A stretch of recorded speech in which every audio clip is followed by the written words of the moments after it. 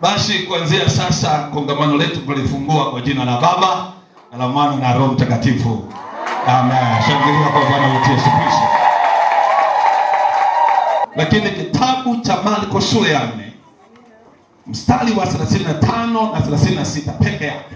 Yesu alikuwa ni mwana wa Mungu. Na Yesu ni Mungu. Na Yesu alikuwa na namna yote ya uungu. Lakini still bado alihitaji watu. Alihitaji watu wa kumbeba, kumpeleka eneo jingine. Angeweza kutumia uungu wake akatembea juu ya bahari, juu ya nini, angepaa. Lakini ilibidi atafute watu wengine na vyombo vingine. Wewe na mimi tunahitaji watu wa kutubeba. Haijalishi una upako kiasi gani, haijalishi una fedha kiasi gani, haijalishi una cheo kiasi gani. Nataka nikwambie, unahitaji mtu wa kukubeba. Unahitaji mahusiano na watu. Wakina mama vizuri. Haleluya. Uwe kwenye huduma lazima uwepo na mtu anayekubeba kama Yesu alibebwa. Wewe ni nani? Who are you? My brother, my sister, who are you? Kama Yesu alibebwa, wewe ni nani? Ndio maana Jewawi Tanzania nzima CAG kuna mtu anayetubeba kama Jewawi. Pigia makofi huyu mama. Ukitoka pale unakuta kanda kuna mtu anayekubeba. Lazima uwe na mtu anayekuombea. Lazima uwe na mtu anayesimama mbele yako. Lazima uwe na mtu anayekufunika wewe, anakukava. Yuko tayari kulia kwa ajili yako hata wewe pasipo kujua. Ongeza sauti tena, baba. Wako wangapi? Tunaanza na wa kibiolojia wa kutuzaa kimwili.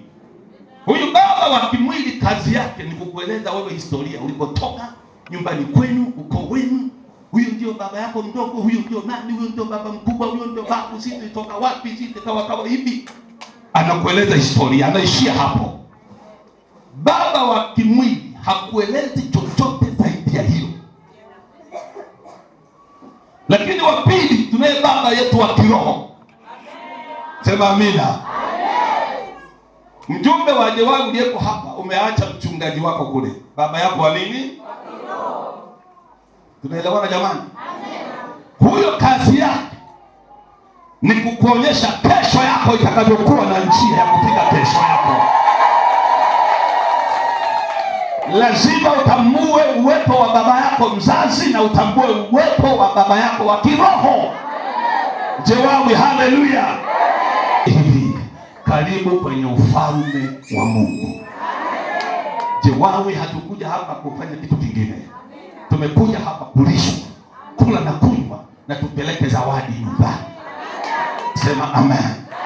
Ongea sauti yako, sema amina basi. Karibu. Naona viongozi wako mbele zetu. Upande huu ninauacha kwanza. Nataka kuongea na upande huu.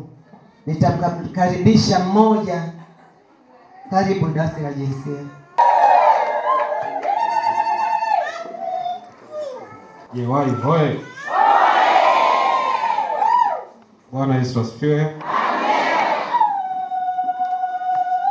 Kwa jina naitwa mkaguzi msaidizi wa polisi David Peter Gura. Nimemwakilisha hapa pande OCD.